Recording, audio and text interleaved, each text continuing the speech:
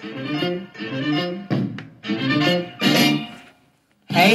it's Shop Talk, baby. This is the show where it's okay to be you. We're talking from Yale to jail and from the church house to the penthouse. Nothing's excluded on Shop Talk. So if you don't have a phone, I suggest you borrow one. Call in and voice your opinion live every Saturday morning from 10 a.m. to 12 noon. Yeah, that's right, 10 a.m. to 12 noon. Don't forget to Shop Talk with your girl, because right here, we keeps it real.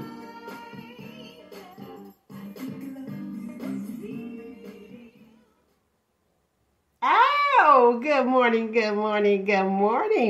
up, AmberDee? Hey, what's going on? Not much, but everything. Listen, I want to touch base on this. Let's just jump right in. Talk about the Shirley Strawberry. Address the elephant in the room. Now, we were off last week, so shout out to me. It was your girl's birthday. Turn up all the way up, lovely people. Okay, so we gonna go ahead and we're gonna touch base on this. That I wasn't going to. I was trying to steer clear from it a little bit because I was like, I'll let them do it because, Shirley Strawberry, so sweet, so kind.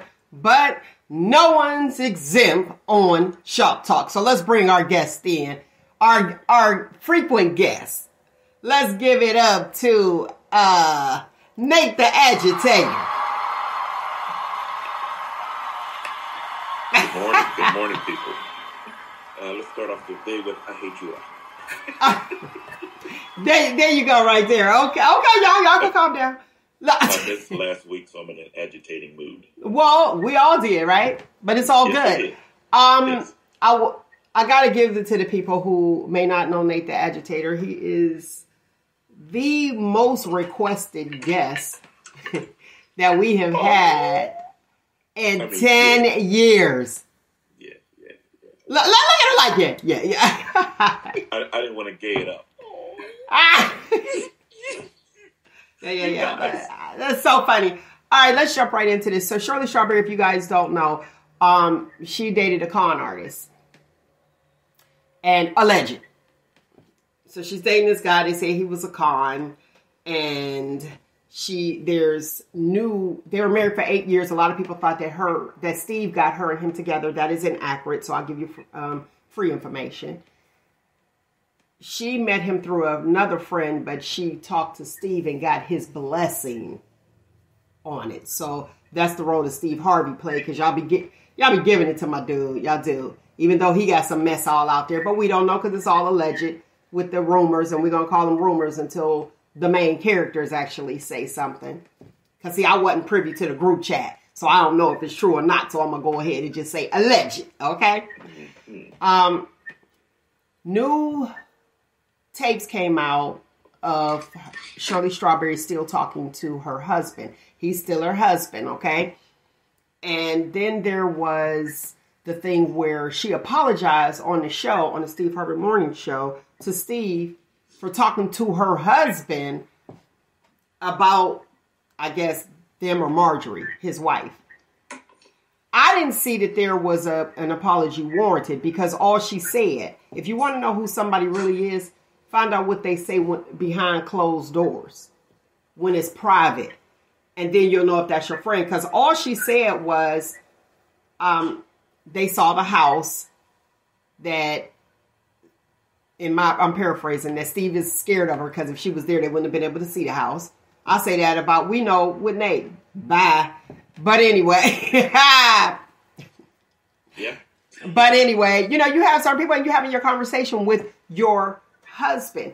The thing that triggered me is that the husband asked, what did Marjorie look like? And she said, oh, she looked like herself. Like when she came in, she looked like herself. I guess not all dolled up. Now, what pricked my mind was, why would your husband be asking what another woman looked like?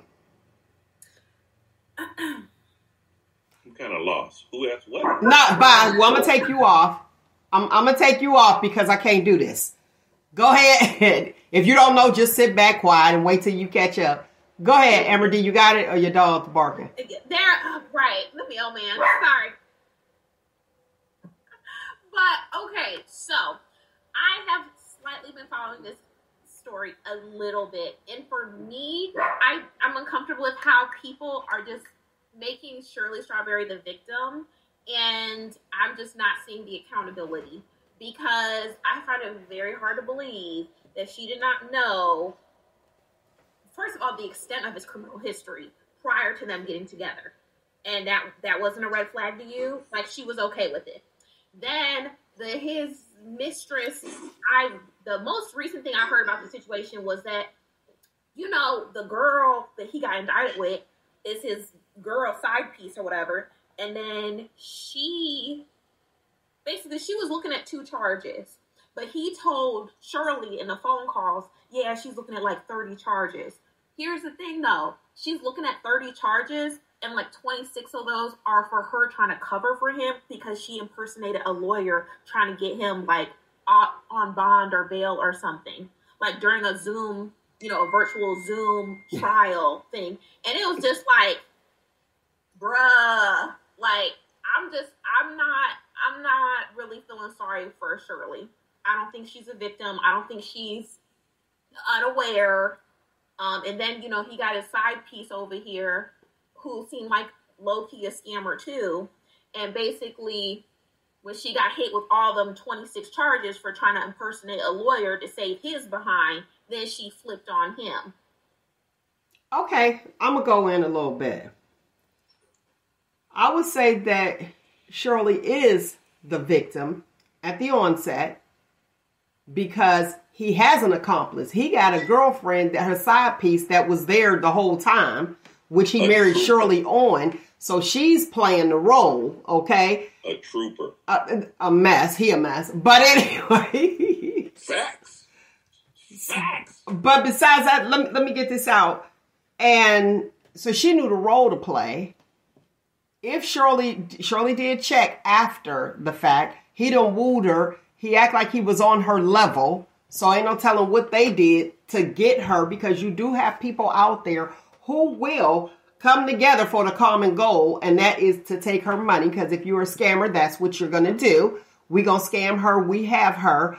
As our boy, wait a minute, let me say this. As our boy, I got to give it to it. This was a conversation probably about 3 or 4 years ago. Nate the Agitator said, oh, look at him. Look, he like, what did I say? I'm going to tell you, brother.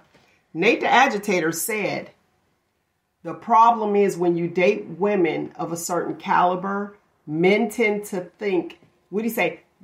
Because we were talking, the conversation was about how do dudes with nothing want to just come up and talk to somebody who have something, i.e. the topic of today's show, is the money the answer? And Nate the Agitator said, most men, we date who you are, not what you are. So the woman. So if you're looking for love, see, I learned something. That boy is genius. Whoever that dude is. That boy nice. No, you said we date what you are, not who you are. That was it. Right. What you are, not who you are, which is the woman. So they're dating the woman and not like this is, and I'm using her as an example, Shirley Strawberry. Oh my gosh, no, I'm dating the woman. So she's all in. And he said, and that's where the issue comes up as. I got to read this comment. Monty Taylor said, Nate the Agitator is the perfect name for this dude.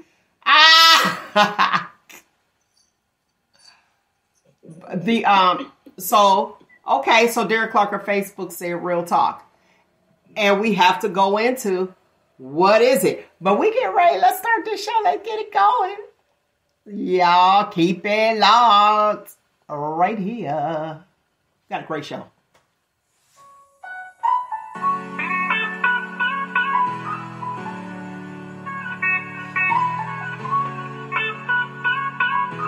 Everything that happens is motivation.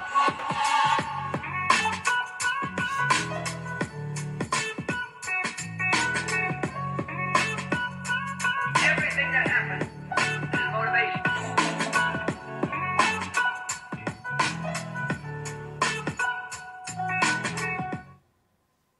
All right. So back to the beat. With Shirley Strawberry, I just feel like she is and was the victim. But now, well, I'm not going to say is now, because now she knows what she's dealing with, but she's standing by her man. She's filing for divorce. She's standing by her man. Now, you got these tapes that are leaked, and I heard one of the conversations. I heard several, but I heard the one where she actually said, we are going to get through this. And his rebuttal was, I'm going to get through this. Her daughter has a restraining order against him already. But I got to touch on this, and then we're going to get off that and jump right in to... You know what I hear? Wait a minute. Okay. This is it. My problem is he can't be around children or animals. I said, animals, now your girl, I like a good steak. Are they not going to be able to go out to eat? Like, what did you do with the animals? You can't be around animals. Yeah. And I feel like the way she handled the situation with her daughter versus her husband, I didn't support that neither. So I'm just like, let the courts handle it. It's going to be what it's going to be. Okay, what didn't you like about the daughter? The way that she handled it? I feel like, she's definitely standing by her man, which is fine. But, I don't support standing by somebody when they're done wrong. Like, but do we know? But do we know? Right is right and wrong is wrong. But how do we know he's innocent until proven guilty?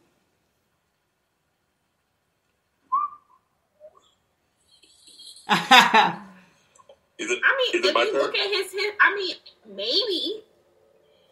Okay, go ahead, Nate. What you got? Okay, this story reeks. What's that song by, I don't know, one of these young girls? BD Energy. He just hit that the right way, and she's willing to throw her daughter away and everything else to stand by this man. Now, if he was a con artist, he was good. He was good at it. All of us have been con before. All of us. None of us can throw the first stone. Maybe not to that depth, but all of us have been con before. And for her to throw her all this stuff away and stand by him, he was doing something right. And it wasn't his money, because Shirley makes her own money. Now, if you refer back to another comment I had about dating single women, that women that throw their daughters away, but they want their sons. So, I don't see any problem. Shirley just got caught up. Learn from this one and move on, or stay there and fight with him. But he did something right. Okay. BD Energy, you say? Yep. That's what it reads to me. That's just me, though. It sounds like it. It definitely sounds like it. But here's the thing. Yeah. You said throwing her daughter away. I don't think she really threw her daughter. Her daughter's an adult. If she was a child, that'd be very different. Her daughter is an adult. So, and Shirley being 70 years old. Is she? Yeah, she looks great. Roughly, ballpark, yeah, about 70. I'm just going to go ahead. I ain't seen her birth certificate, but we're going to go ahead and do that. Right. But being as old as she is and being single that long, so she found someone and she was all in. Gotcha. I get that. Standing by her man, I'm not going to leave you. I have vows, some people are some way. And you could tell, like, even with her personality and listening to her on the phone with him, she's reciting scriptures. Mm-hmm. Mm-hmm. On the phone talking to him. But I have to go back to it would have pricked my ear when he asked, and how does Marjorie look? Why do you care how Marjorie looks? Oh, so he was asking about how Marjorie He asked, he was like, well, what does she look like without makeup? That's what she asked him. Yeah. And to me, that's a red flag in itself. What you got, AmberDee? Well, go ahead. These red flags will be sold at Shop Talk with Mel. Hashtag red flag. All right, I can't hear you. Go ahead. What you got, Nate? You can finish until she comes in. A side piece, their entire relationship sounds like a wandering eye. Okay, yeah, and it does show that. And he's not loyal to her. I think he sees her as he's an opportunist, and he sees And that's it. And he obviously feels alone in his situation because, like you said, when he said, I'm gonna get through this. There ain't no we in his mind. She's in a marriage by herself. When women be in a relationship, like you're in a relationship. But that's after the fact. He's not. You find this out after the fact. But you find this out after the fact. After she didn't give her love and devotion. After all of this stuff, she didn't say, "Hey, I'm going to do you like this and this, that, and other. You better like it." So this is after the fact. So yeah, all of this stuff we're judging, which we shouldn't even be doing. That's them. But we're judging on, he did this and he did that. Okay, he didn't write out a letter and say, "This is what I'm going to do to you when I'm married." This is after the fact. So I would side on the side of her being a victim. Because, like I said, this is after the fact. Her car got took while she was at the hairdresser. Wow. All being connected to him. Mm-hmm. I mean, his assets. Also, we cannot hear you. Yeah, Amber. Now your mic is messed up. No, he just preyed on her. I mean, basically, if she's, that age, she ain't had a man in forever, and someone comes in that's younger, dashing, and can swing a bat, she was easy prey. She was easy prey. Like I always say, this game, this game is for the young, and once we get older, we can't play it for the the young. As a young one, we're going to build this, that, and other. No, we're 60, 70. I got a pension. We didn't make this pension. I did. So she jumped in this game at 60 or 70, and he wooed her, threw some Hallmark card love letters at her, and she was all in. And so was his scamming girlfriend, Bonnie and Clyde. Hey. Amber, you good? I don't condone it. Okay, go ahead, AmberDee. What you got? Commodore 64, Amber. Go ahead, Amber. What you got? I hate that I'm stealing this showing, but I ain't got my thing. Oh, you got it? All right. AmberDee, can you hear us or no? That would be a no. Amber, you can't even hear us? Nope. Amber. All right, don't worry about it because we got a live show. Can't do that. No. Okay. Oh, okay. I was glitching out. I couldn't hear nothing. Okay. Now we're going to go into a little bit more where I have to ask that question. Is the money the answer in dating? So is money the answer? I'm going to say after 35, yes. After 30, yes. I'll say after 30, yes. Yes. 30, Money is 35. the answer? Why? Because women date for the possibility of what you can do. Only men date for your past. It only counts for men in your past for a woman in the future. So she's going to date someone who can take care of her or who can better her or this, that, and other. A man is dating for a companion. Most men. But this dude here was dating for money and everything else. But, I mean, that's not usually a man's angle. That's why he can end up with the girl at McDonald's. Okay, AmberDee, what do you think? Is the money the answer?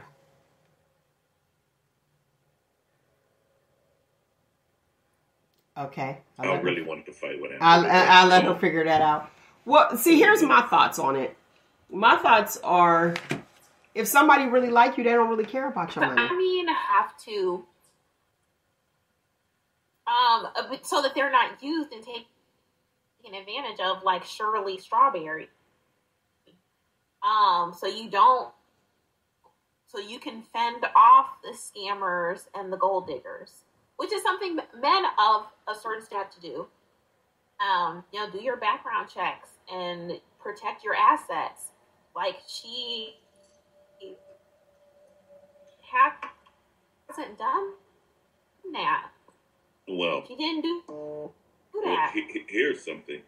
I would say money's a thing because if you have assets, like AmberDee just said, at a certain age, when you gather assets, you would have to protect them. So, I mean, it is, yeah, money plays a bigger part, especially after 35.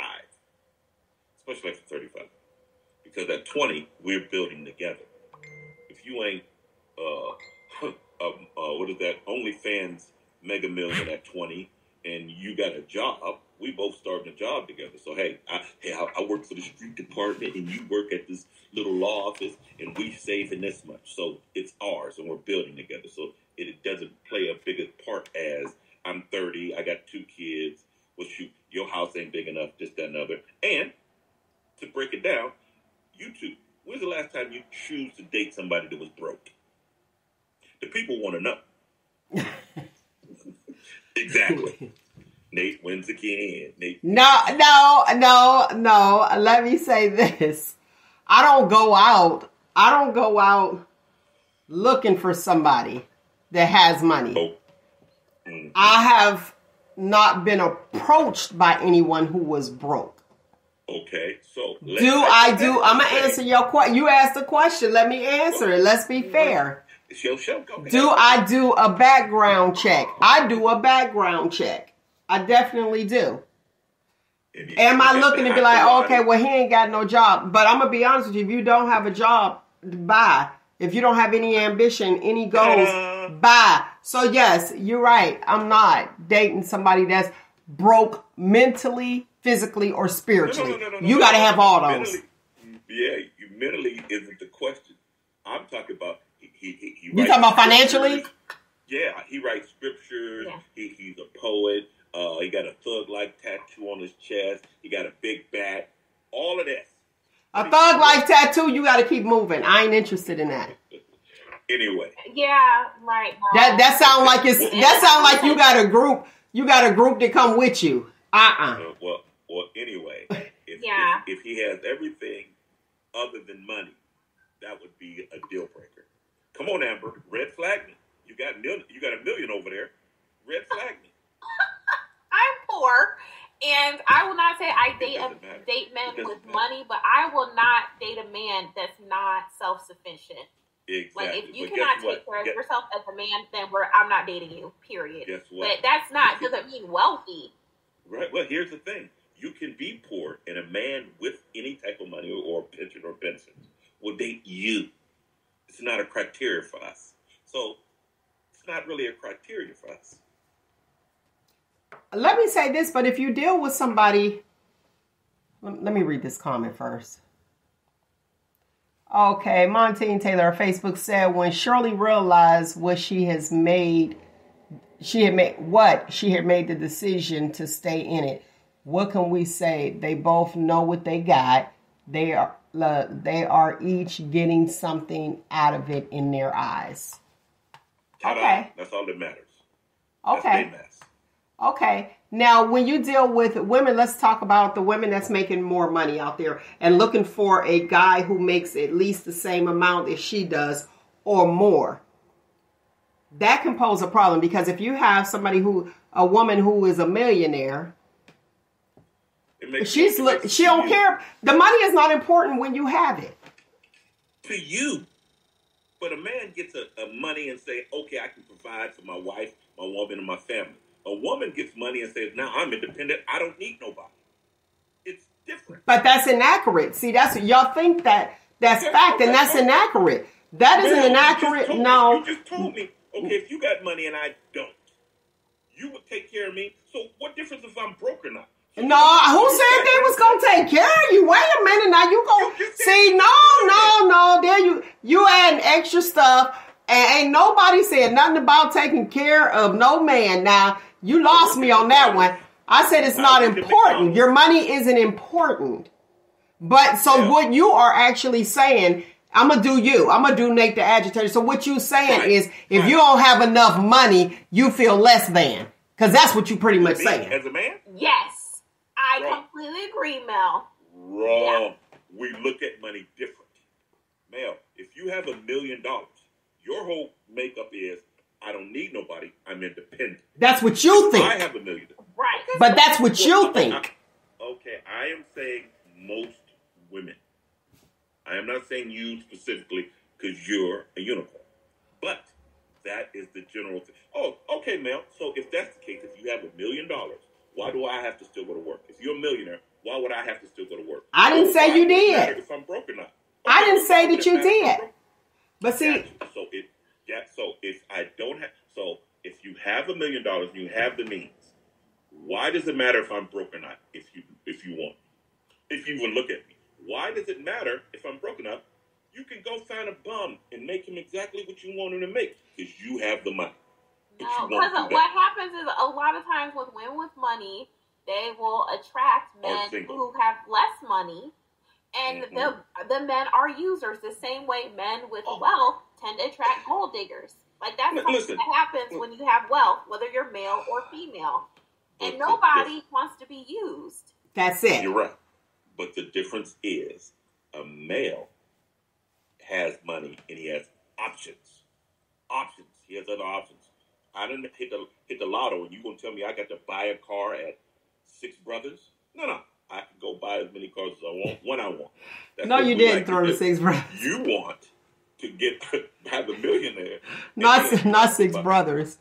Yeah, you telling me I done worked all this hard and got my degree. I'm an engineer, and I done cured cancer and everything. I done got to this point, and you telling me, oh no, you should just want me.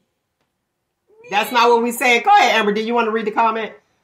Sure. So Marshina Sheena Shaw of Facebook said, "It's my million, not your million." Exactly. Ta-da. Okay. It's our million. I'm married to her, and she's telling me it's her million. It ain't our million. Okay. I get what you're saying. However, you cannot. I'm being honest. You can't put that on women. Women who have what they have. We date you because we want to, not for what you have. We already have it, so we're not looking at you for your money. However, comma. There it is. There it is.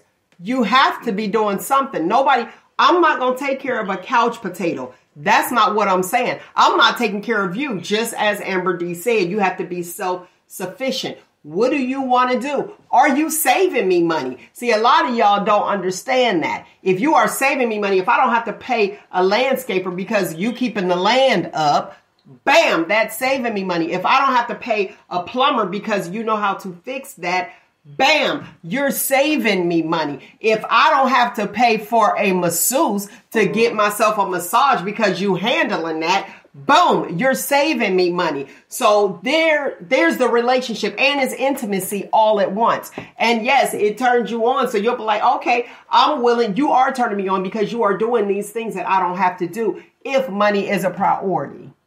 Like I said before, women choose the winner of the race. She don't want to be in the race. While he's in the race, but after he's done crossed the finish line, degree, house out in the Hamptons. You're wrong. You're wrong on that as well. Because it's not that women choose. Watch this. Making a statement, women choose the winner of the race. Making that statement says the type of female that you've witnessed. Me? Let me finish. So let's take it back to high school. Just rewind, people. Go in mind. Throw it back with me. Mm-hmm. The people love the quarterback. Now watch this. You say yes. I say no. The people love the receiver, the one making the touchdowns. However, intelligent people like the quarterback. Yeah. Exactly. Yeah. Female mind. We all over the place. So we like whatever it is that we like. What's your position? Are you going to block and protect me? So are you on the line? Don't talk football with me. Or do I want a lineman? I might want a lineman today. I might want the receiver tomorrow. So she can let me tell you, all the time I want the quarterback because he need to be thinking. I need a thinking man. Well, I would put this in the unicorn file. Just want somebody whose jersey she can wear at the pep rally. There you go. Now you're right on that one. So, we need the jersey at the pep rally. You talking the quarterback's a thinker. Teenagers, we don't think like that. Don't listen, but don't come with a red shirt. Well, you college. Yeah, college. Billy has opportunity. Hey, AmberDee wore the punter's jersey. Hey, he scored some points though. It worked. You play too much. She didn't think about that. She just said he's on the team. Why don't you start my baby? Because he can't play. He don't know. Go ahead, AmberDee. Read the comment. He a mess. So Cornell Stevens of Facebook said, the last time I tuned in and we had this financial conversation, Amber said she wouldn't date someone that makes less money than her. Then Mel, you said you would date someone that makes less money than you. See the difference. That's what I'm saying. Different women. Exactly. And I feel like different women have different beliefs and priorities and preferences because women are individuals. Exactly. So money matters. Thank you, Cornell, for tuning in. We appreciate you. That's a DQ OG right there. Okay, I appreciate it, but it's the truth. Because if I already have this, that's not what I'm looking for.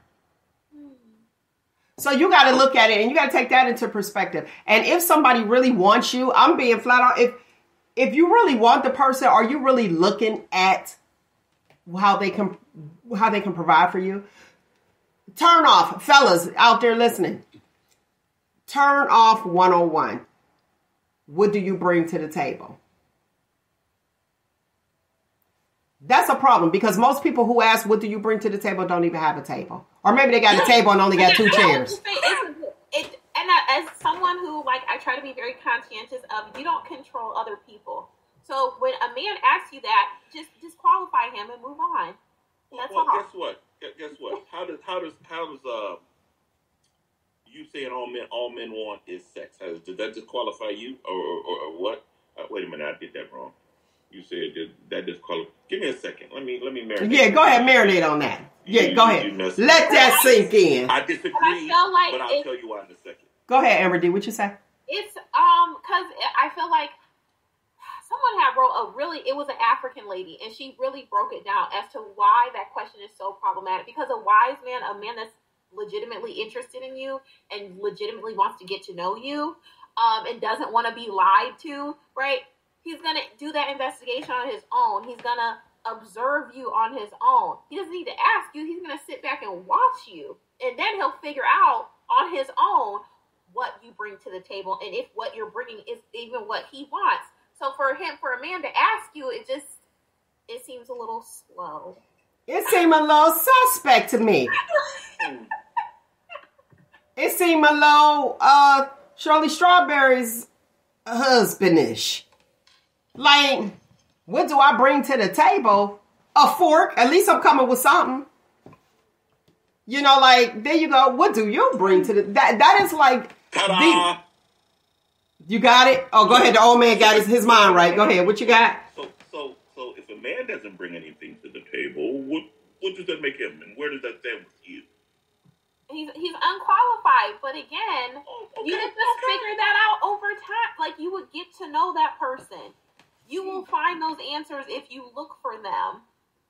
You wouldn't waste that type of time, AmberDee. You wouldn't. You would do your research, your FBI research, your notes. Exactly. I'm not going to ask him. I'm not asking him what he's going to bring to the table. I'm just going to be, asking what you're going to assume. What's my priorities. Okay. All right. Okay, go ahead, Amber. Do you want to read that? So Derek Clark of Facebook DC said, in my experiences in life, I've learned that a woman's looking for someone she can build and grow with. At 50? See, I'm with you, Nate, on that one. I was like... I think it's an age thing. Like, when you're young, yes. But when you're older, no. It is. Because if I find somebody at 50, we're going to stay at your place, or we're going to stay at my place, or... What, you got dinner today? Or, okay, well, no, I got no ketchup at my house. Bring the ketchup from your house. Okay. I'm making fries. Amber, you can bring some ketchup, right? You better have some ketchup and vinegar and salt. That's the only way to eat them, man. They don't know about outdoor park. Oh, I like it. And it better be malt vinegar. And they lost their mind. You eating vinegar on your fries? Like, taste these. Taste these. Okay. I got them on. But yeah, it is an age difference. And see, when you are younger, I would say under the age of 30, there you go with your building. But when you're older, okay, Derek Clark on Facebook, he said even older. When you're older, am I looking for somebody to build with? Depending on where we are mentally, if we're looking at real estate, you know what I mean? So I get where he's going just overall. However, I got to give it. When you reach a certain age, and if you've done it all, you're like, okay, I have my children. I'm not trying to reproduce. I'm not all of that. I'm trying to enjoy life. So to the companionship term that, you use, Nate, that's pretty much where it's at. I'm trying to have a good time and have a good companion. I'm not trying to take a trip and I have to foot the bill. I need you to be able to foot your bill. I could foot mine and let's have a good time. Now, I will say this, as I stated before, whoever invited the person, expect to pay. I stand firm on that. 10 toes down on that. Unicorn moment. So what you got? Unicorn moment. That's where it's at. What you got, AmberDee? Your people. I think that as far as, older people looking for a connection to build with, maybe not like a family or materially, but like maybe building emotional connection, as Nate said, building companionship. But as far as like the nitty gritty stuff, yeah, I feel like at a certain age you should already be pretty established in that, and so that's not a priority because it's already been done. And things aren't, when you look at is money the end all be all? It's really not when you hit it. It really isn't until like, go ahead. And I feel like people like to conflate like money being the end all be all and just being able to survive. There's a difference between just being able to function and pay your bills and eat, and then being a gold digger. And so when women set the standard up, I expect a man to be able to pay his bills and be able to feed us and just have a basic bottom threshold of a quality of life. They're like, oh, you're a gold digger because you expect me to go to get groceries. They be throwing that out quick because they can't get up to your standards, and I want to move to that to the standard part of it. Let's go with the standards. How do you determine your standards? So let's talk to the listening audience because it's all about motivation here and inspiration and encouragement. So over the age of 40, when you set, because you better have standards. Y'all heard me. You better have some standards over the age of 40. We understand that some of them may change. What would you suggest to be on that list? If you had 5 things, what would your suggestion be for someone who's over 40? From a male's perspective, Nate the Agitator. My standards, be my peace, be able to, be my peace, be versed, educated, know how to cook.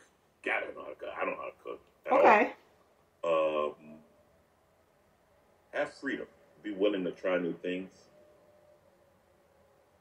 Those are a couple.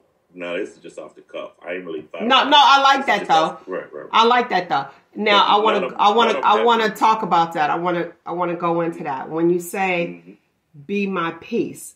Now it seems very simple because that's what's on our list. Okay? And it's very similar. When you hit that level, it's like, okay, yeah, we want, like mine would be funny, don't be a liar, which will fall under the be my peace because that can interrupt somebody's peace. Okay. Right.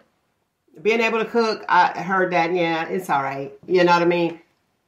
But just have fun. But see, mine is have fun and have free. And let me say this. That's why I tell somebody, I can be in a cage, but don't close the door. The door has to be open. Holy shit, Mel, you just knocked that out the park. I mean, yeah. He's so hot. He like him. It's the truth, though. Oh, because I like that a lot. I really like that. But you already know, and to me, that works. That works for me. Wow, that's deep. You got me. I'm about to go ahead and meditate on that one. Yeah, I like that one a lot. But when you hear some men say, "Be my peace," does that mean she has to be silent? No, it's because I don't want to disrupt his peace, so I can't say this because he's going to get upset. So now she has to walk on eggshells. Here's the thing: you have to know who you're dealing with. You have to know the man you're dealing with. Here's the thing: I said this before. What can your child do to make you stop loving him? Smoke crack. You'll stop loving your son? Yeah. I don't fool with that. I ain't doing it. Well, it's a shift of love. Go ahead, AmberDee. What you got? A child. I would say my question to Nate would be: when a man says, "I want a woman to be my peace," my question then is, are you going to be her peace? Like, I don't think there's anything wrong with expecting someone to be your peace, but how can you expect something that you can't or will not give? Now, I like that, but that drives me up a wall, AmberDee. It does. Mm-hmm. And I'm going to tell you why. Instead of, you have people who tell me what you want. Don't counteract what I'm requesting. And it happens so often. And I'll be like, well, are you going to do that? Clearly, and you can make an assumption, and it doesn't happen all the time, so I feel you, AmberDee, but for the sake of conversation, it's like if I'm requesting this, I'm going to think that I'm going to give you the same, but it doesn't happen all the time. So here's I get it. I get it. Another way. Are you ready for me to agitate? Go ahead. Hey, wait. Derek Clark said get somebody else to do it. Yeah. Amber? Golly, I almost lost it. You said that being vehement. From a man's standpoint, being my peace is different than being your peace. My peace is, hey, come home to a meal, blah, blah, blah, yada, yada. Your peace is making sure everything's paid for, blah, blah, blah, yada, yada, yada. We fight a different fight out in the world. So when I come home, I need to feel, just like when I was saying, there's nothing that your kids can do to make you stop loving them. Well, I'm someone's kid. Now, I come from a mother who loves me and all this other stuff. But we're not your mother. But she's turned me over to you. And if you don't want to play that role or be like that, then... Your mother did not turn... Okay. All right, Shop Talk listeners, we're going to go to the audience. We're going to go to the audience. If you feel free, if you want in on this conversation, feel free to call in. It's 619-902-2287. 619-902-2287. Your mother did not turn you over to us. You are the hunter. You found us. Our fathers turned us over to you for you to do us right. Now, here's the thing, and I'm gonna add this to it. For my lovely people out there who are loving mama's boys. And that was a thing. If you get a mama's boy, you got yourself a good man, girl. Get yourself a mama's boy. Let me tell you this, and I'm going to keep it 100. You ain't going to get your turn if you dating a mama's boy until his mama die. Disagree. Your Facebook Live is off. It just said it ended. Okay. But yeah, I disagree. No, it's not. It's mine. It's on. This video has ended. Oh, I don't know why. But go ahead, keep going, because we still on radio. Right. Yeah. I disagree. But you disagree with that? Huh? Because 619-902-2287. Go ahead. This is just in my case. I'm not a mama's boy. I'm a mama's boy to some extent, but my mom doesn't jump or interfere in my lane or anything like that. So I guess I'm fortunate, and I don't know, but she sets the tone. That's the first woman. That's it. So she running the show. Well, if she's that type of woman, but she will never. That love is the first love a man knows, and no matter what it is, it makes him peace. It's peaceful to him. And your kids, your son, the first love your son had was you. Yes, that's why it's important to instill good things, good values. So when he gets with a woman, he wants to know that she can bring that similar peace. That's similar. AmberDee, what's the word for that? Where people date their mother? Ooh, that is emotional incest. Well, here's something. Here's a fun fact.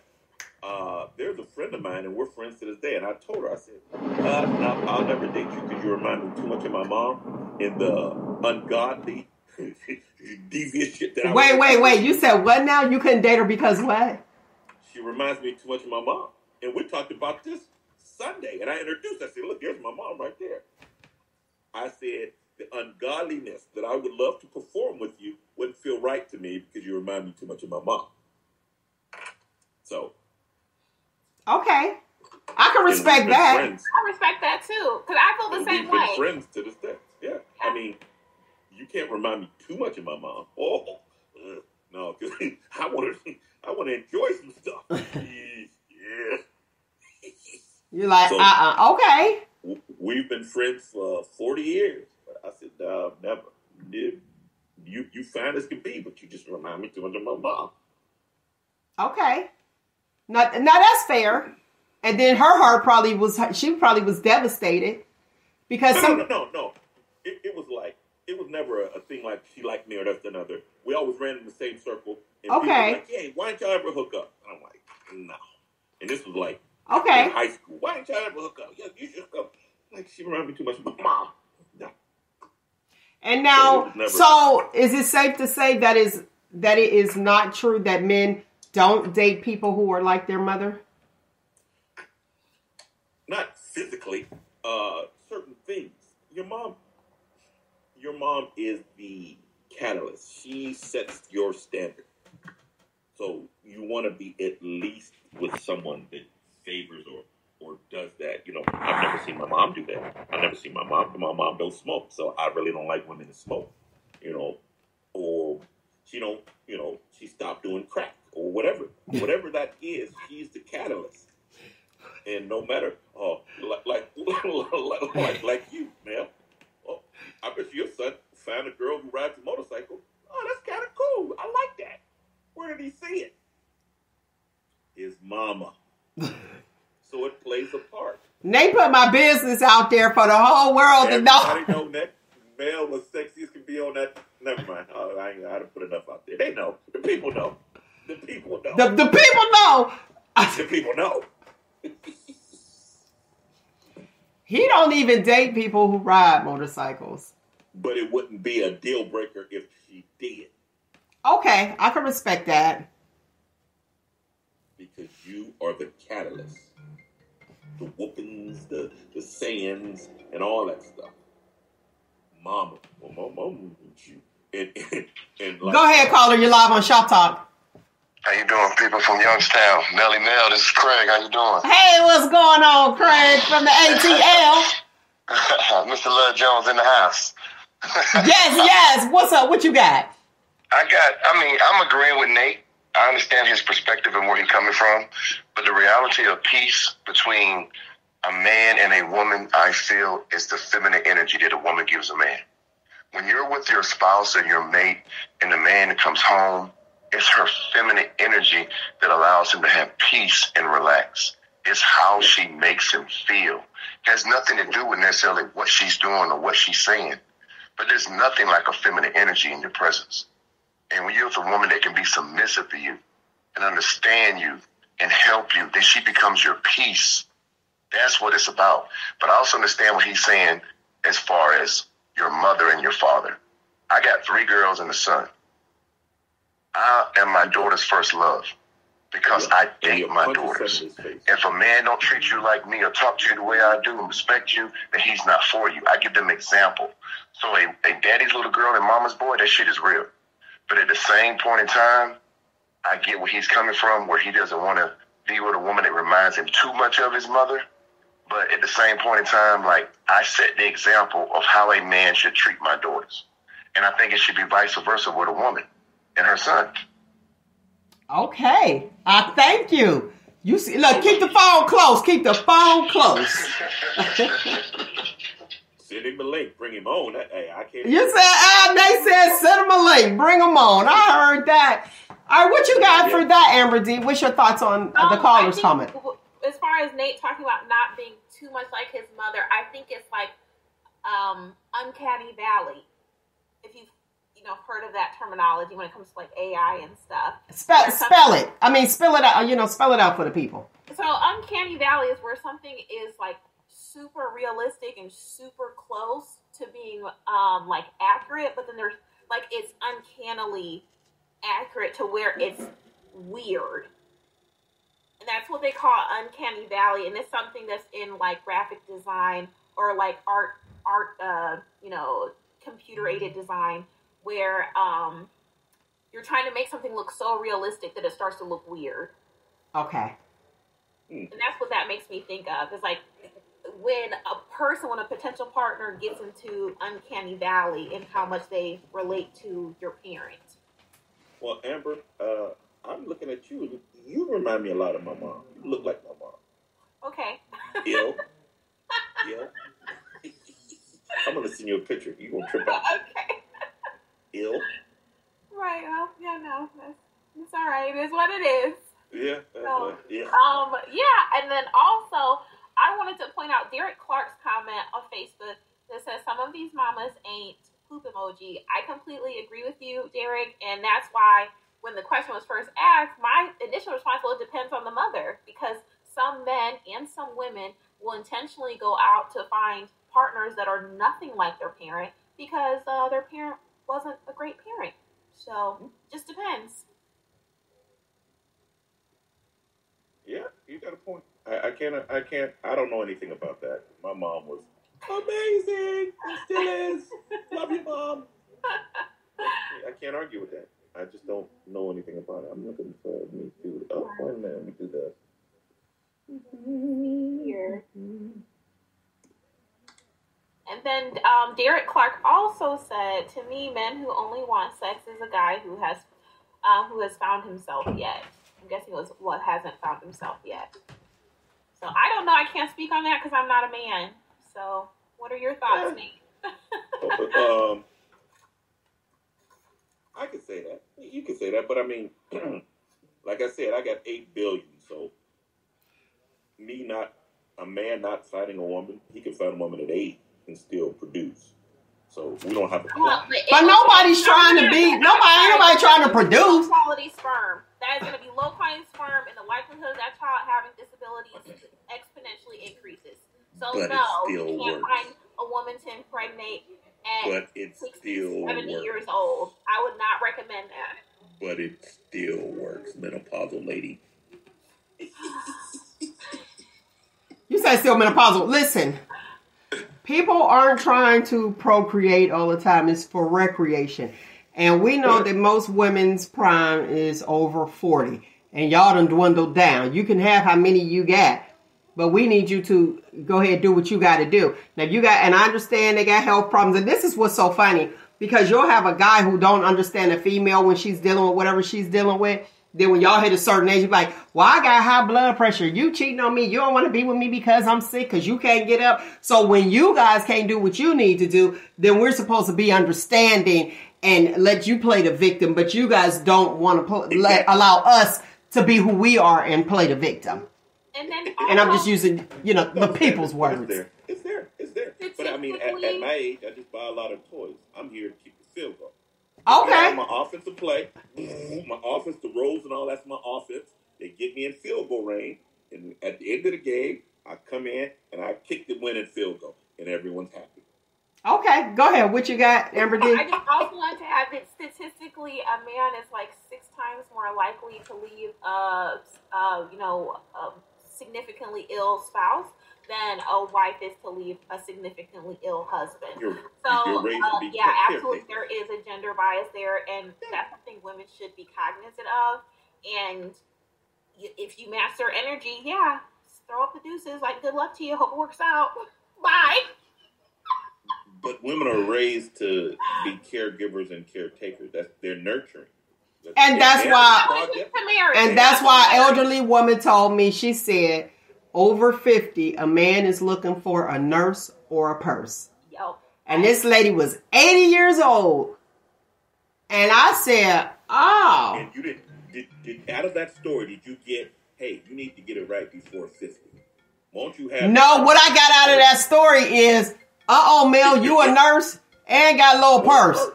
Oh, and not only that, even if you do get it right before age 50, Nate, men are more likely to die earlier than their spouse, so then you're still going to be SOL as a woman. Listen, I got, like, is that message for me? Hold on a minute. Go ahead, caller. You're on Live with Y'all Talk. Hey, this is Craig again, man. Y'all talking some good stuff today, so let me interact here with what y'all was saying. As far as Yep. Can you hear me? Oh yeah, we can hear you. You went mute. As far as what I'm saying is with Amber, she's right. A certain age, a male that would try to reproduce is going to be higher in risk rate as far as the child, and the man can't produce later on in life. But with the woman, she's born with all the eggs that she ever had, which means she's born with all the potential children she ever had. And men have to keep that and respect that in a certain natural fact, because the way you treat your woman today could affect your legacy. Just like, for example, when your mother was carrying you, your grandmother was also carrying. And what I mean by that is your grandma was carrying your mother. And when your mother was created, she was carrying all the eggs she had possibly ever had, which means she was carrying you. You just wasn't conceived yet. So any damage that you go through, that she went through rather, you went through it too. And that's another reason we have such high mental illness rates now, because people are not understanding that the way you treat a woman affects everything around us surrounding in life. Women are the procreators of life. True. In everything. You get what I'm saying? So how you treat your woman has a lot to do with it. And as far as a woman treating a man, yes, sometimes it doesn't seem right, but at the same aspect of that, she has to be with a man that she can respect. And if you're not doing the things that she can respect, you might get a sassy girl. You might get a sassy woman. And it depends on how she was raised as well, too. Her guidelines of parenthood. Everything starts at home. Fact. All right, what you got, AmberDee? I agree with everything you said, but just as far as the sassy woman point, just from my perspective as a woman, I think women especially, you think that if I point it out, if I correct him, if I enlighten him, like, that's going to help the situation. But all you're going to do is be received as a sassy woman, because it's not your job to educate a man.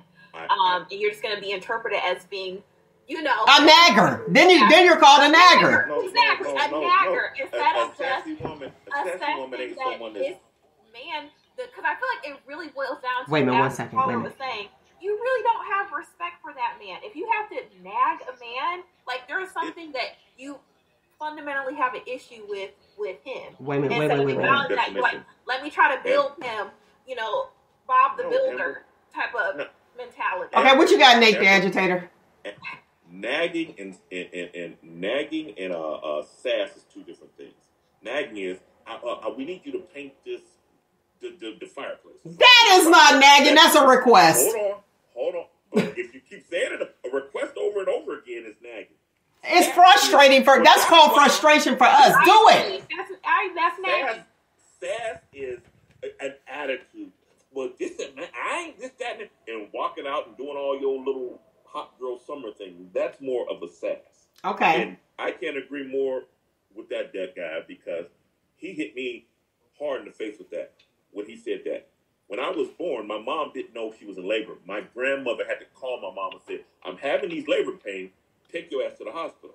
And when she was carrying me, she always sat like that. And my grandmother said, don't do that. You'll mark the baby. My birthmark is all up under here because of what my mom did. Okay. So, I mean, he hit that out the park. Oh, yeah, he did. Go ahead, Craig. What What you got, though? What you got? Oh, I was just saying what Amber was saying about as far as and how we looked at how a man looks at a woman nagging him. That's not necessarily true. If you are dating a male or a boy, he will look at some of the things that his lady do as nagging. But when you're dating a man will understand that this woman is his helpmate. He's already designed to cultivate her and to build her up. The man follows God, the woman can follow the man. But if she's his helpmate, then when he does something wrong or he's falling off, she's there to catch him. That is her job. So he won't look at it as nagging. It's just that you have some women and some men who were raised in households where they don't know how to be a helpmate. And then you have anarchy and chaos when they get together and they get married. Because a lot of our people, we must admit, they got married for the wrong reason in the first place. He won't design to work with them. And they don't know how to talk to each other. So as long as you know how to talk to your mate, understand your mate's love language, you got a better chance of success. But if you just saying off the handle any old kind of thing, talking to him any old kind of way, expecting him to see only your point of view, you're going to have some issues. All right. There you go. Now let me tell y'all. Let the church say. Amen. Amen. Amen and amen. That's what I was saying. Unevenly yoked. We talked about that in that one, and I was saying, communication. Well, I'm more of a comprehension than communication, but I mean, he knocked it out the park. Okay, tell me this. I'm reading the comments at the same time, listening, audience. I'm gonna read it to you. Derek Clark on Facebook said, "If a woman nags a man, means she cares." I disagree. I disagree. I feel like it depends. Okay. What is the? Tell me what is the? How? Why do you feel as I feel it like depends? nagging can absolutely be tearing someone down, and that anybody can nag anyone, not even just romantically. In any situation, nagging can be with the undertone or overtone of to tear that person down. But but then absolutely like reminders and things that will help that person or stay on their path. And then also when I think about really a lot of really successful people, they had parents that were like really hard on them, and it was a major component of their success in adulthood and their field as a parent or whatever. But that doesn't mean they didn't have some resentment from that pressure that was applied to them. So that's why I'm like, ooh, it really depends. Like, I feel like it's a fine line, and it's very easy for women. So kind of like Joe Jackson nagged the Jacksons. Exactly. You're even when you're doing it with the right intent, with the right outcome in mind, you can absolutely overdo it. And that's what anyone, not just romantic, it could be familial, it could be business, it could be friendship. Like, I don't know. It's just like, ugh. I have a solution. I'm going to give you a solution. If you ask your mate something and they don't do it the first time, then you mention it the second time. The third time, just write it down and put it on the refrigerator. Put a magnet. And if it's not done, it's clear that they don't want to do it. The end. And then you move forward. Then you take their money and you have somebody else come in and do it. So get you somebody with some money. Ooh, burn. Yeah. Full circle. Thank you. This week has been brought to you by... Again. Ooh. Come on. Hey, I can't. Yeah, don't come back for that. Okay, how important is it to express how you really feel in a relationship? And is there a time for it? Since we're talking about nagging, so if you have an issue over and over, and it's like, okay, I'm keep bringing it up, should we schedule a meeting? Just like we do, and this, just follow me here. Just like you do in business. How often do we hear like a marriage is like a business? So in business, or like us, okay, we off the cuff. But we'll sit and we'll have we'll have some dialogue to be like, okay, boom, just to make sure our energy is in the right place. So should it be like a weekly meeting, a monthly? I would say weekly. To say what's on your mind. Go ahead, AmberDee. What you got? I feel like since we're comparing to this, I feel like quarterly. That's me. Like once per season. I don't know. I'm very like weather sensitive, so I feel like spring I might be feeling one way, summer, fall, winter. So like once per quarter. But as far as the like the importance of telling someone how you feel in a relationship, I would want to, just so we're all on the same page, like on a scale of 1 to 10. I'd say on a scale of 1 to 10, it's like a 7, because so much in life is not about what you say, but how you say it. And a part of how you say it is when you say it. So, and I feel like especially for women, a big part of struggles as women is like knowing when to keep your mouth shut. So like knowing when to like bite your tongue, hold it in. You don't need to say it right now, or like, can we word that a little bit softer, a little bit more gently? So I feel like it's definitely important, but it is not a 10 out of 10 on a scale of 1 to 10. Definitely not. Oh, interesting. What you got, Nate? What you think? The tone part of it, I don't know. It could. I can agree with that. I'm going to get at a 75 on the agreeability scale.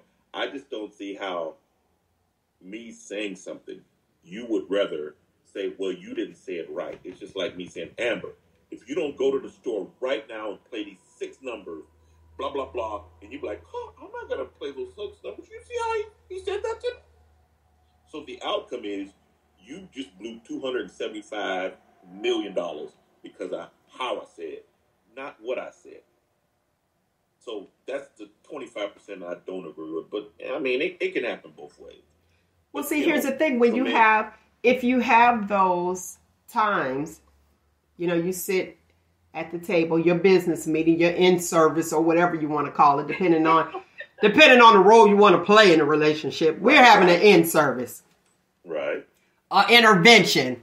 That's usually the female. We need an intervention. So when you have your meeting, I think that'll prevent all of that because you'll have things written down.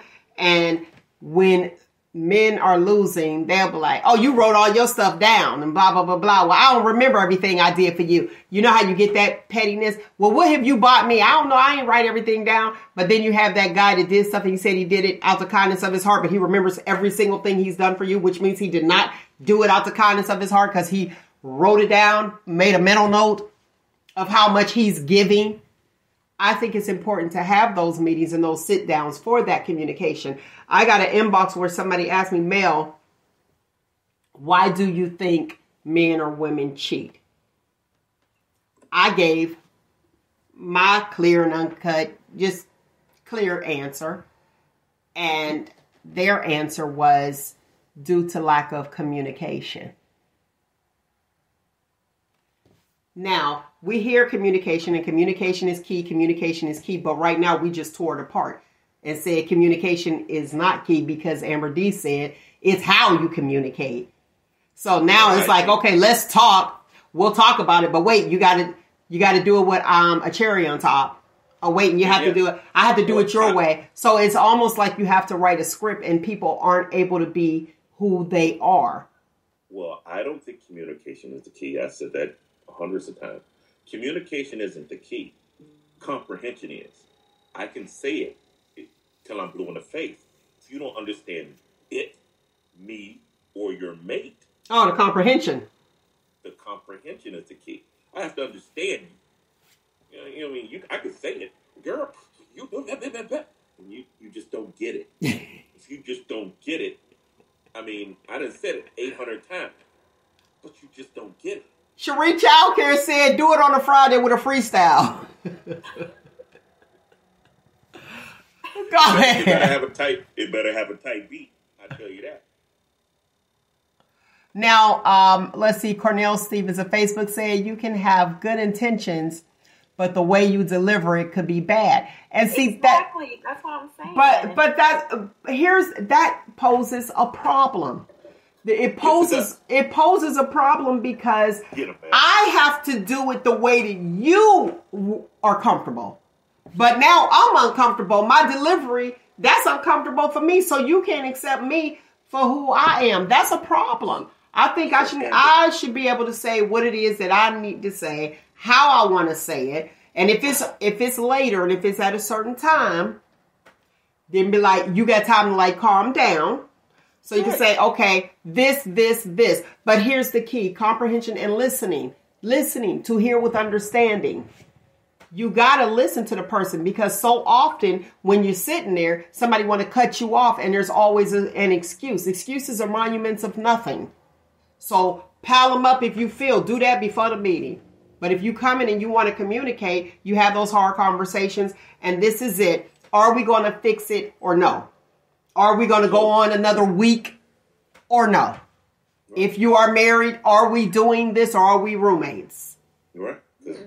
The way Amber says it, I would have to talk to you like this. And I No, that's not what I'm saying, Nate. Amber, the greatest thing on earth is puppies and rainbows. Oh, Jesus. Okay, can I Go ahead. Yes, please rebuttal. Okay, so anybody that knows me knows that I can be harsh.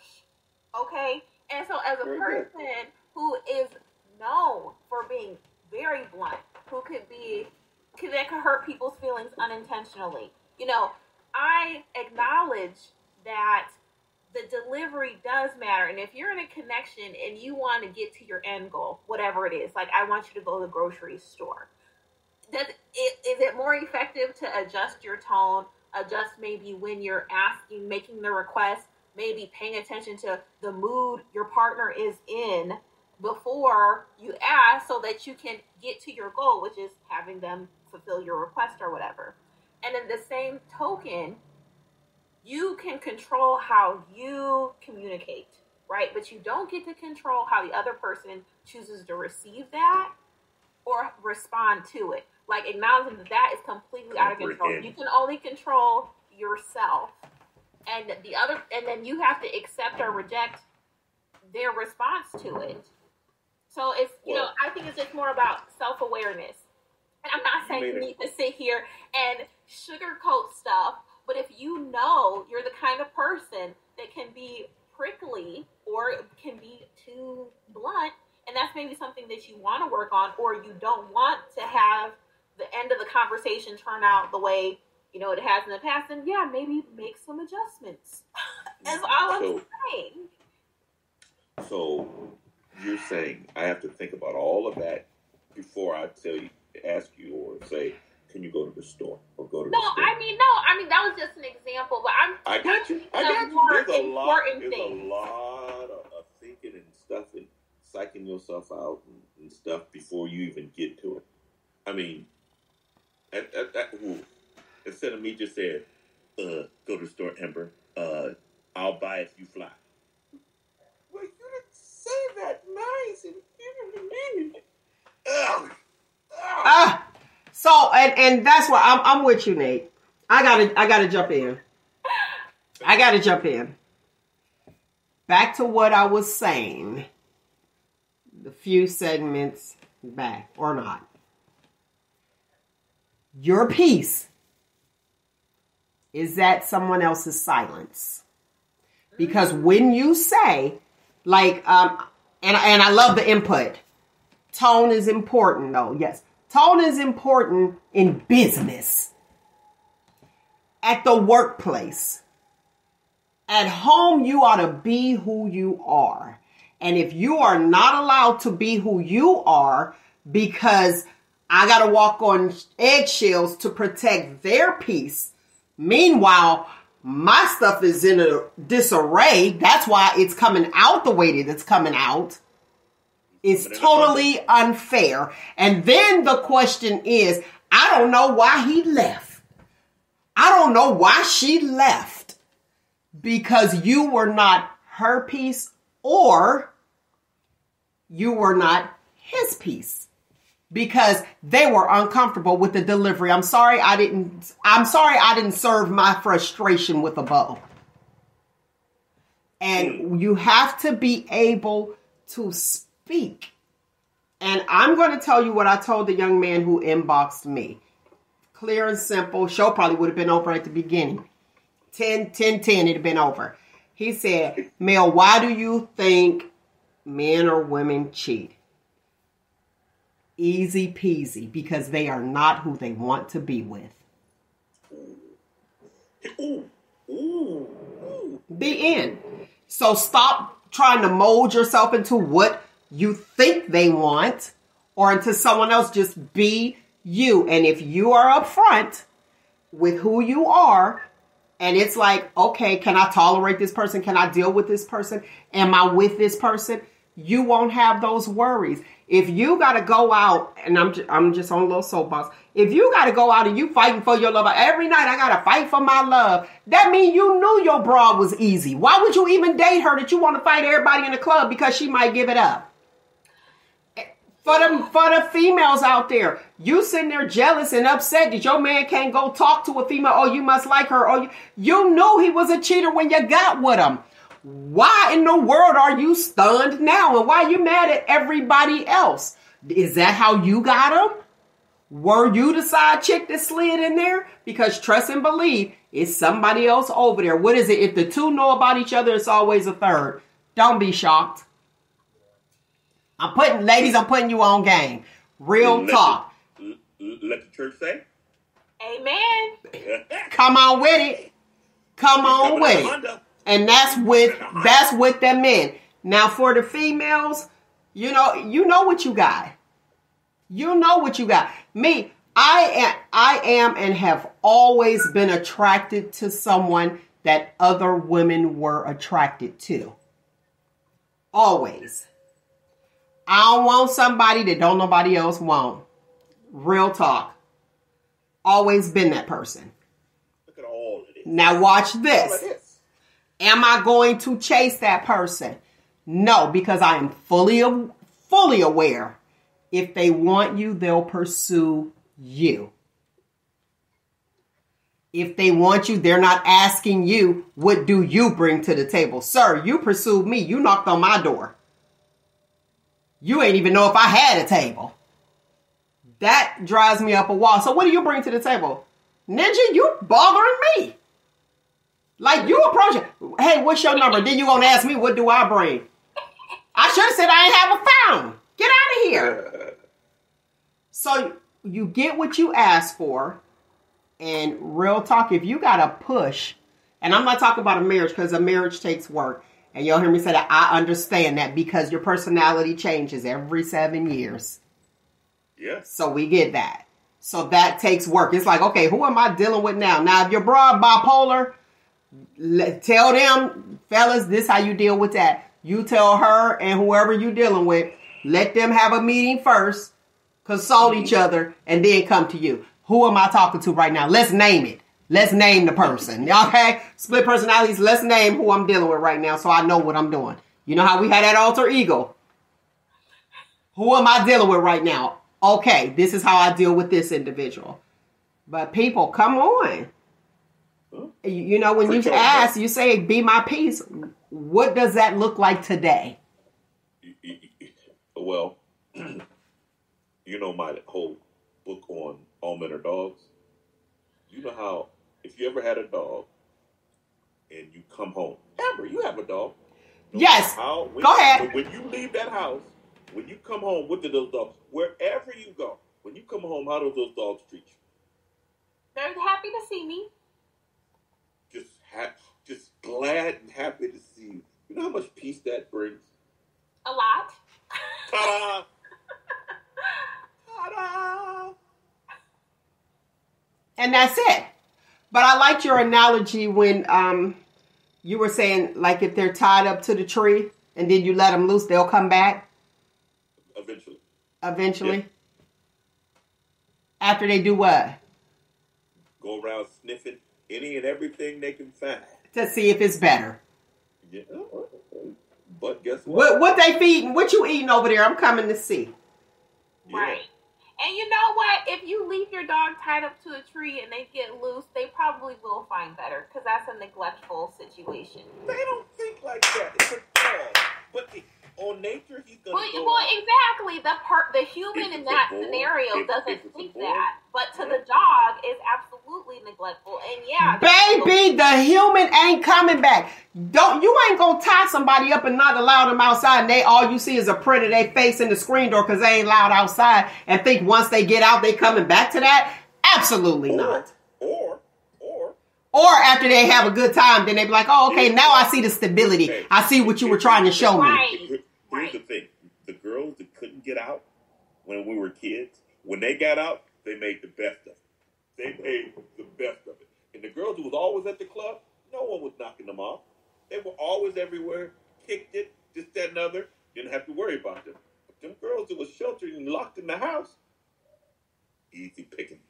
And you know what? You are so right, because a lot of people tend to think that the person that was out at all the parties was putting out. No. And that was not the case. Not the case. Not the case with the girl who couldn't get out and finally did. Was trying to catch up, like, oh, wait, thinking that was it. Like, let me catch up. Yeah. Yep. Yeah. Okay, AmberDee, you want to read that comment? Sure. So Derek Clark of Facebook said a lot of people go after what they, I'm guessing, want instead of what they need. Yeah. Well, Yeah. Yes. Everything look good ain't good. But I mean. Yeah. And that's the truth. That's the it look truth. good. But you want to have options. You want to have the option. You see the difference? See what I'm saying? I could be in the cage, but the door got to be open. There it is. But a woman, I don't know. I'm not. That might be, I you know, what you need, but not, you know, we go after what we want instead of what we need. But if you don't even know what you want because you never had the option to choose, you don't know. Go ahead. On the dog analogy, I just, as an actual dog owner, I do want to point out that when your dog, in my experience and most other people's experience, if you have a house dog, they'll run out, especially if they're like runners. And not all dogs are runners, but they'll run out. They will usually come back within 30 minutes, an hour, a half a day or whatever, because their food and water is at home. They get scratches and cuddles and it's warm and they got a bed at home, right? They'll come back. They might run around because they need some exercise. They need stimulation. They need activity. You're not, walking them enough, right? They'll run down the street or whatever, and then they'll come back. But a dog that's left outside in the backyard, tied up to a tree, that has very little interaction with other dogs or other humans, is going to be more likely, when they get loose, to run away and stay away. So I feel like there's a difference between having a dog that's in the house that gets out versus a dog that's tied up to a tree. That's why I'm a cat person. That's why I'm a cat person. My cat is in the house. If my cat get out and get a hold of the riffraff and he cliffing them, my cat like, oh, I ain't about that life. I'm coming back. See? Yeah. In the alley. But with a dog, if you treat it right, play with it, give it treats, he ain't going nowhere. Exactly. That's Doors wide open, he's not going to go. This is a relationship. So the very first time I was on there, I was at your house. We were talking about the dog theory, and it helps with communication. Amber, when the last time you said to your dog, "Do you think you should be sitting now? Why aren't you sitting? You should know to sit." You tell the dog to sit, and he sits. And the whole thing was about, if you tell a man what you want, he'll understand it. But if you sitting here playing these mind tricks, well, you should want to sit, and this, that, and the other. Just tell him. Sit. No, we're like, what? What are you talking about? Hey, are you hungry? No. Well, you should be hungry because I'm hungry. Well, why don't you just say that? Let's eat. Yeah, let's eat. You got to read this comment because it's funny. Okay, so Cherie Childcare of YouTube said, our dog was lost in the bushes for 2 days and came back. They love it here. Your dog lost in the bushes. Like, lost in the bushes. If it was a man dog, if it was a boy dog, it was a female dog in them bushes. Maybe. Oh, that's why I was lost in the bushes. She waiting on her to come back. That's why he leaves for 4 days. 4 days. Come back hungry and empty at the same time. You crazy. But I liked your analogy. You are so right. Beating around the bush, asking all because you want to deliver it. Look, it's the tone. I don't want to be demanding. Oh, black women are so aggressive. Let me try this. Would you like, you're not eating? You're not hungry? You should probably be. So that's the delivery. That's the tone change. I come out and be like, here, eat. Here are your food. You're like, dang. Like, where's the happy medium? Well, yeah. Well, here, Amber, let's do an experiment, online live experiment. Tell your dogs, hey, would you like to sit right now? See what he does. No, they're going to start barking. Right. I ain't trying to hit. They're going to start barking because her dogs, they communicate. They got a whole conversation. Her dogs even talk to me. Listen, her dogs even talk to me when we say something good on here. The girl dog in the back like, rough. I'm like, okay. So there's some dialogue there. Yes. So I have to ask you this question. Even though we know that women, especially of a certain age, are just so hard up, keeping it frank, so hard up for a man. And people look at that as a negative, but it's not. It's not. Because you're looking for companionship. Like, okay, well, I want a man. Going back to the Shirley Strawberry, that you'll overlook things that you would have never overlooked before. And it's like, okay, but this is my man. Because the bread is molding. I can respect that. But Look, shots fired. When you come to the end of the race, Shots fired, but I can respect that.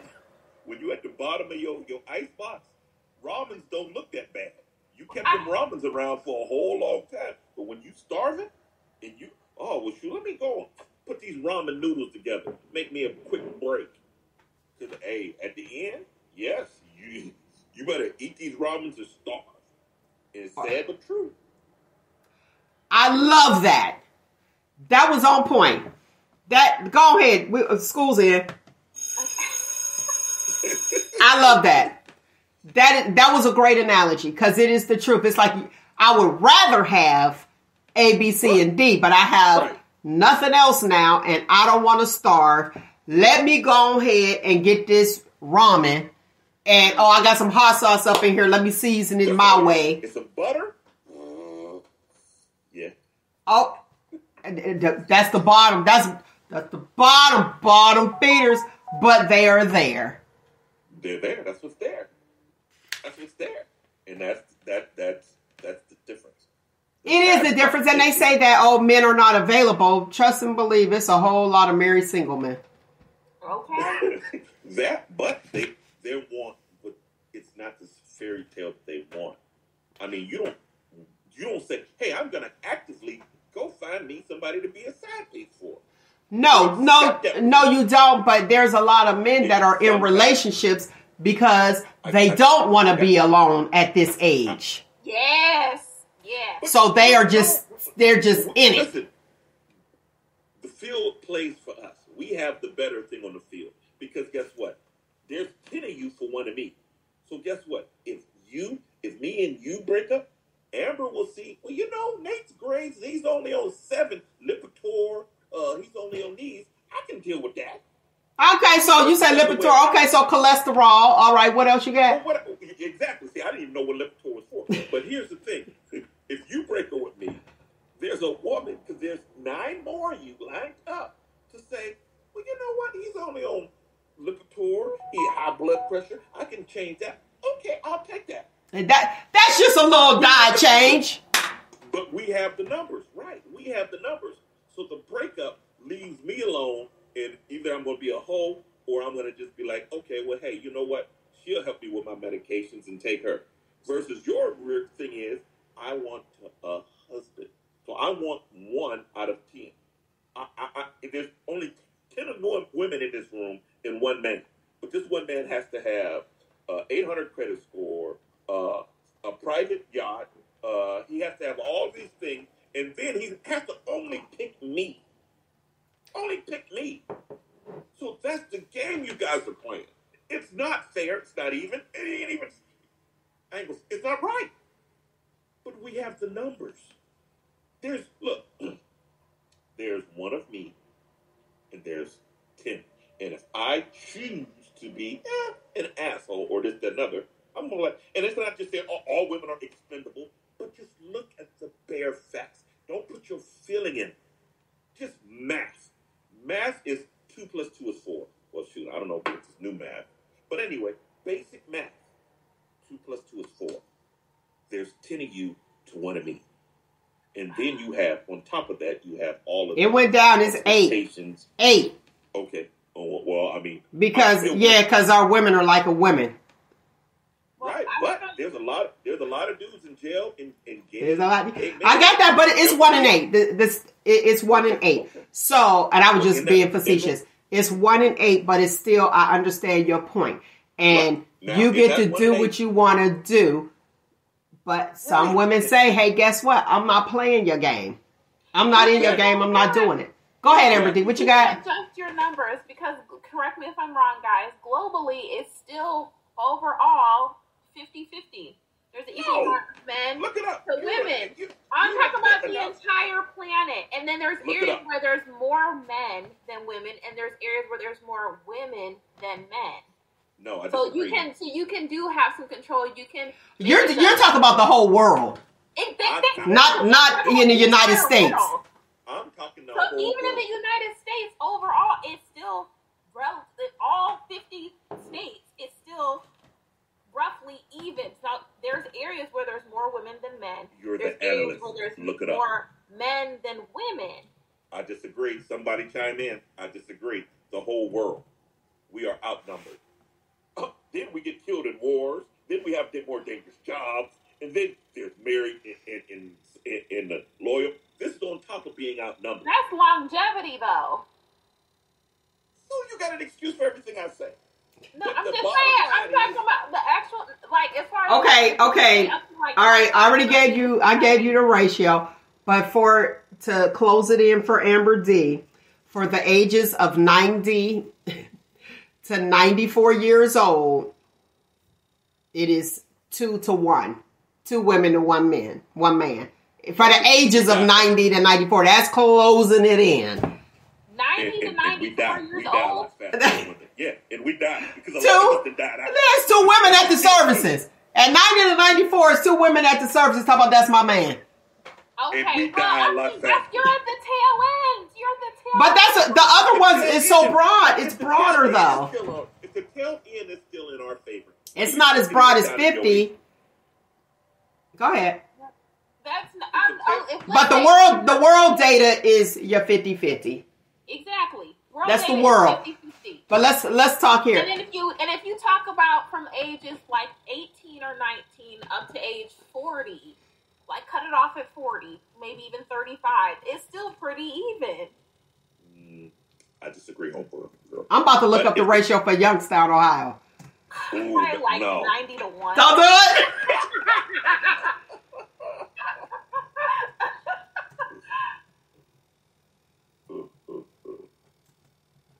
Yeah, no. He said, "Don't do it. Don't do it." Yeah. Don't play the yo's business out in the streets. Yeah. 96 men to 100 women. So that's not. That's not too bad. That's not bad. It's okay. So it's only 4. It's only 4. So it's pretty even. So this idea that there's this. Let me have my fresh 4. Go ahead. My fresh 4. Go ahead. I'll just keep them all. Go ahead. You just gonna keep them all? Yeah, Amber, come on, join my team. I got a spot. Only got 3 otherwise. Come on. No, thank you. So my point is that, men want to sit here and, again, the weaponized numbers. But, again, that's something, just like all data, you can manipulate it. It depends on the stats. Exactly. It's all about the stats and where you are and what you're focused on. Take your power away. Excuse me. Would you like to give me an example of how you would skew these stats? Well, but see, the stats that I gave was for African Americans. That's the stats that the 1 in 8.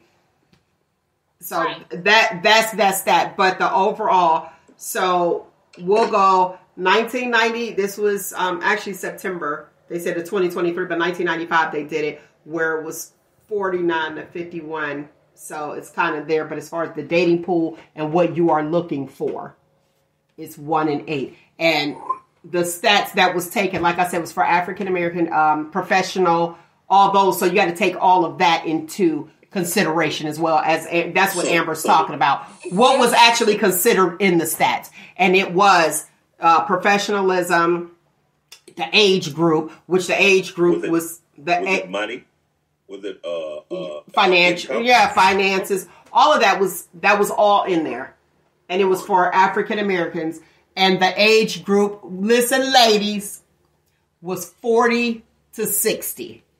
So that's the 1 in 8. So that's like after your childbearing years anyway. That's why I'm like... This is what Mel did. She showed you how it grew for men. Up, up, up. And you know what it did at the same time for women? Up, up, up. And so that's why I think if you look at it, I mean, let's be realistic here. If you look at it, the men are winning and the women are doing extra stuff to get the attention of the man because we know what we want. So this was in our stats. So I gave you what that was based off of. And that's where my stats was based off of. The 1 in 8. Mm-hmm. Depending on, what you look for. So, go ahead. So now, Amber, you could be number 4 of my 8. I'm giving you a premier spot. Yeah, best.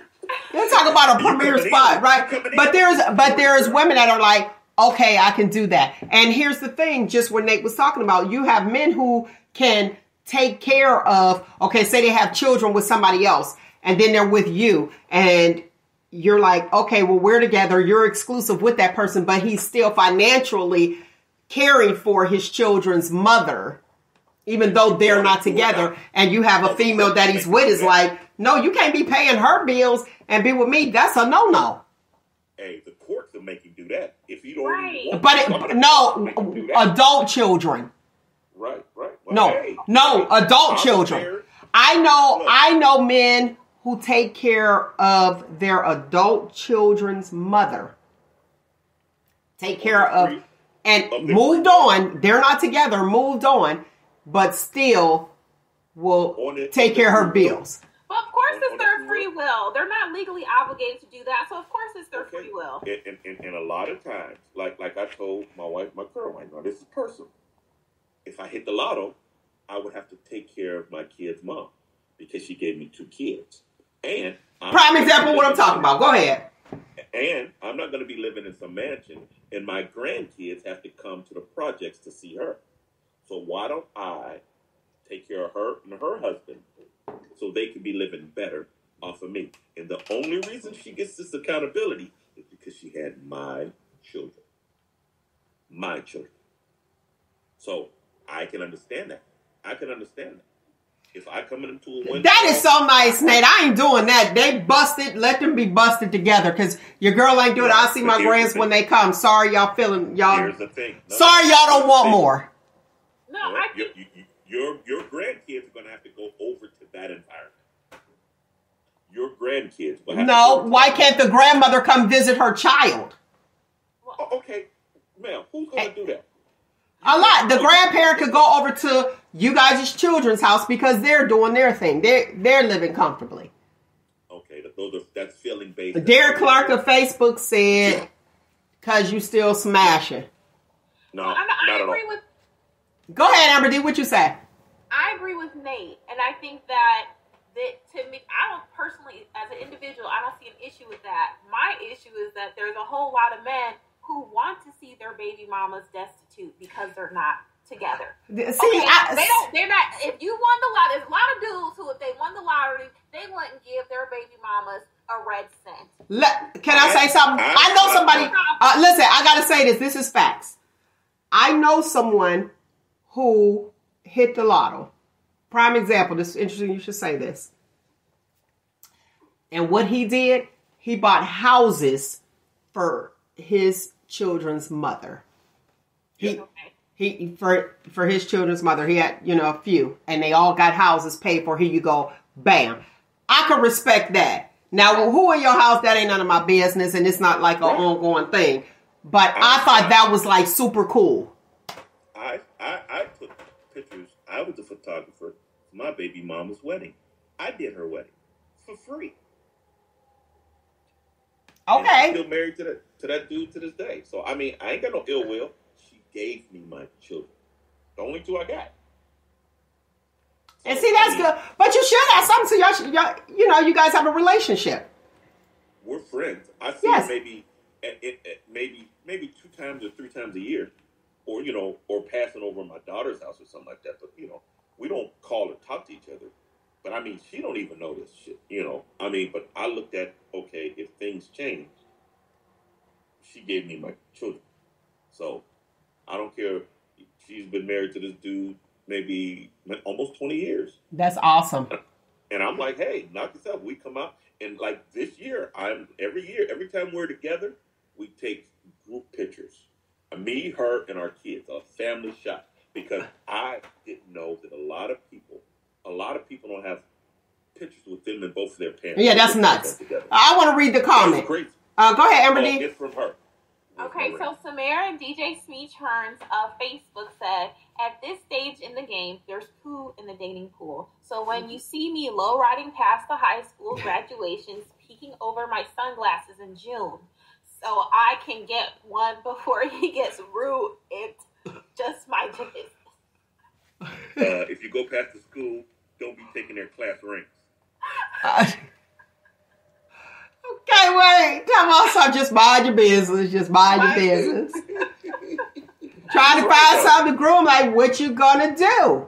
Yeah. She's right. You have to, So I have to ask the question. Let's revisit it. So for the people that are just now tuning in, I want to know, yes or no.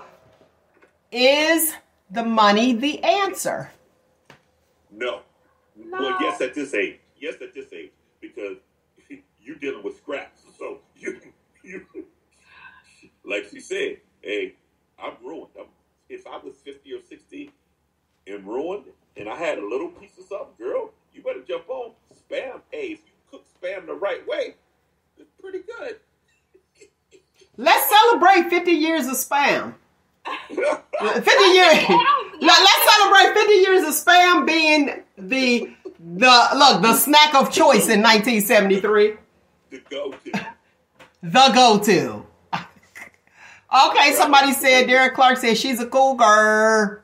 Hey, I ain't mad. Hey. Trying to teach the people something. We can judge. We can judge. Just like female teachers, that's not a crime. So when you say in relationships, we always ask the men, is sex important? That's that's what we ask. Ask the men, is sex important at this age? For a female, I'm gonna go with yes. For a male, no. Yes. And what do you say, AmberDee? Yes. Yeah, especially because studies say that women peak sexually much later than men do. Men peak sexually when they're quite young. Women peak sexually when they're older. So over 40. Important. And that's what and right. So I wanted to get that, and I heard it out the horse's mouth. He said no. Y'all heard the medication list. So you got these men out here that's on meds, and now it ain't important. How interesting is that? Can you be my peace? Can you be my peace? Not PEAC. PIEC. I paid for the road. I paid for the supervisor, the one with the remote control. Yeah, I can be your peace. I can be your peace. She don't want, but she don't want you to be her PEACE. Not at this stage of the game. Well, God, you get it over with that. At our age, our pervert goes up, our sex drive goes down. So we can still be a pervert, and we can try. But I mean, shoot, after the third round, I'm pushing rope. But see, and that is so unfair for the list. That is so okay. Somebody said, "Speak for yourself, Nate." Okay, I'll speak for myself. Hey, I used to dunk on everybody. Now I'm fadeaway jumpers. You fade? Okay, you ain't no contact. Everybody, no contact. Yeah, you ain't you. I don't care who said that. DC, you know better. He ain't dunking on nobody. His crossover garbage. He used to be sweet. Now, no. Don't give me that. He said DC used to be sweet. Now he just a crossover. Used to be, and we still talk about that at 50. Remember when we played Rand and I got that sweet and this? Okay, wait. Let's go to the comment. Go ahead. Go ahead, AmberDee. Okay, so Samara DJ Smee Turns of Facebook said, "Yep, sex is important and sleep too. These cats out here, remember, regressing, diabetic, smoking weed, drinking ball busters with sleep apnea. So I can't get none, and you want to startle me awake." Well, I really hate agreeing with. Wait, no, Nate. I got some rebuttal. I got to add on. I gotta revise that. Update it. Listen, she right. Talking some startle you away. You be like, did this cat die? Hold on. You be sitting there hearing this sleep, and then you be like. You be like, wait, she ain't lying. Listen, it's the truth. So I guess, I guess it is some fact. Y'all saying no, it's not important. It is important. So now we got to just put up and shut up. It seems like the whole relationship throughout, it's the female has to put up and shut up. Well, here's the thing. Be my peace. No, we ain't working at this time. You guys are caregivers, so take care of me. Come on, man. Ma'am, it was very important to me from 16 to 30. It was very important to me. That's why they say don't get married under that age. Yep. But here's the thing. That's God designed that way. It was important to us then. Now at 50, yeah, I like it. You got to be fit and all that stuff. But I mean, hey, you're still my favorite toy, but I'm just not playing with you every day. Let's our committed listener. I got to give it to you. I'm gonna give it to you. DC said my sex drive's still high. I put you out there, DC. Ladies, you can reach DC on Facebook. He likes walks in the park. He enjoys. He's a Virgo. DC, he's a Virgo. He quiet walks in the park. Yes, ladies, check on DC. Now, here's the problem with DC. He has to deal with. I had 8. I'm only dealing with 1, so he has my 7. And then there's a couple other dudes that's on prolactin, whatever that is. So they can't use their 8. So DC has to deal with their 8 or 6 more. DC got a whole bunch. Now he got 22, and he's got to just pick you, right, Amber? Just you, and he has to. That's right. Okay, shout out to DC.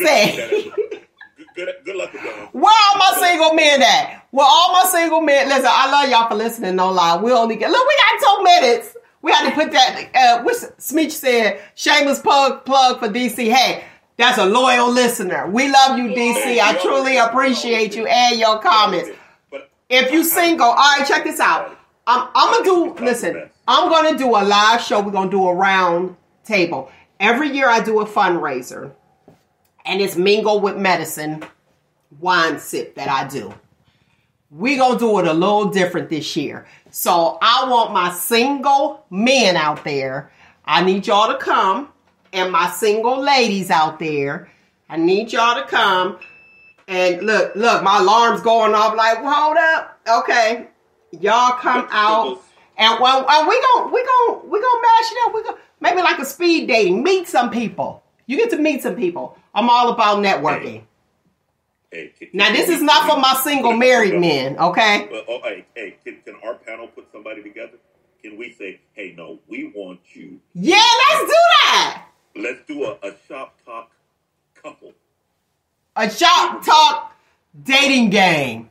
No. We want this person and that person. The rest of them, we're going to choose who we want together. Let me tell y'all, I got a wedding to go to today. You know, I do the Battle of the Sexes luncheon and day party. I had a speaker last year, which Blair Nash, and he speaks on couples and finding the right person. Shout out, boom, to you, because that marriage is happening today. Wow. They asked the question, boom, boom. She was like, what do I have to do to get him to da-da-da-da? All of a sudden, bam, boom, popped the question. And The mate wasn't there. So y'all need to come to these things. The mate wasn't there, so it wasn't like both of them or he felt obligated to do. He had no idea. Bam.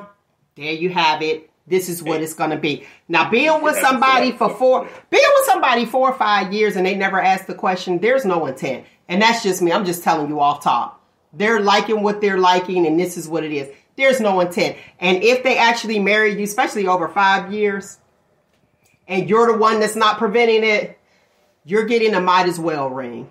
That's because they done looked at everything. And this is just my thoughts. Nate, what you got? I see you looking around. You like, wait, you getting the might as well ring. It's like, well, I might as well. You done held it down. You rolled with me. So I'm going to go ahead and do that. You good for me. The guys are telling me to fight against that, but I can't. You're right.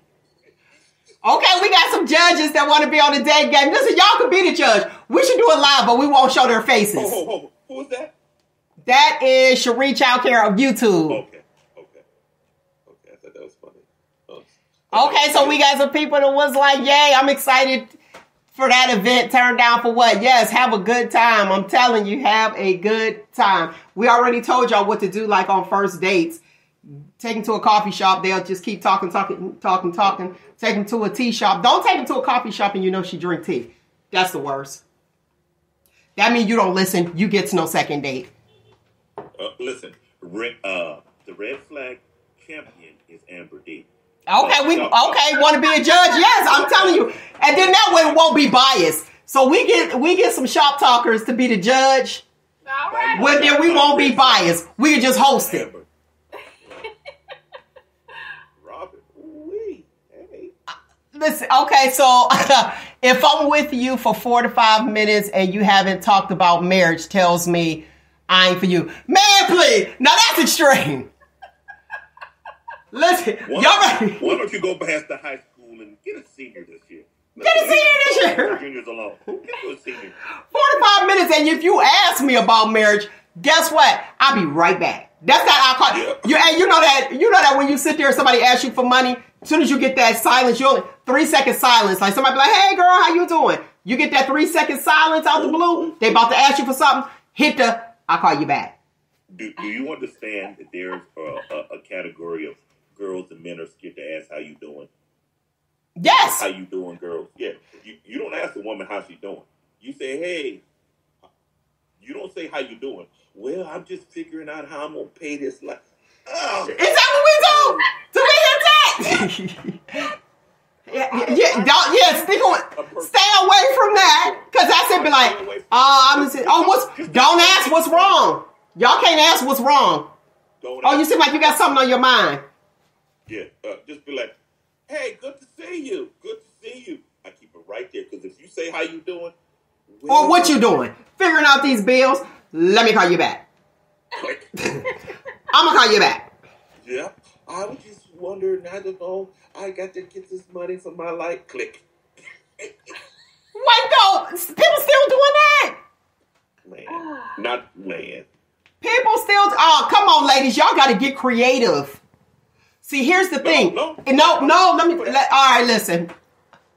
I'm gonna get y'all footnote in a second, but y'all gotta get. I can't leave y'all out there. You gotta get creative. If you need something from somebody, you allow them to ask you. How are they gonna ask, Mel?